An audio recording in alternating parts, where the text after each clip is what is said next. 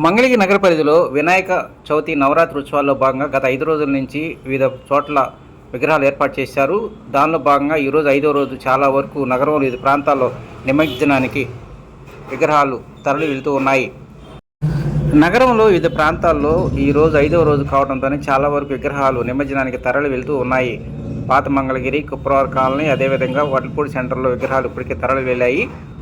స్థానిక షరాబ్ బజార్లో స్వర్ణకార సోదరులతో ఏర్పాటు చేసినటువంటి వినాయక విగ్రహం కూడా ఈరోజు రాత్రి నిమజ్జనానికి తరలి వెళ్తూ ఉంది. ఈ కార్యక్రమంలో కేరళ మేళతాళాలు, అదేవిధంగా మహిళల కోలాటం చూపలు ఎంతగానో ఆకట్టుకునే విధంగా మరి ముఖ్యంగా విద్యుత్ కాంతులతో వైభవంగా విగ్రహాన్ని ఊరేగింపు జరుపుతూ ఉన్నారు.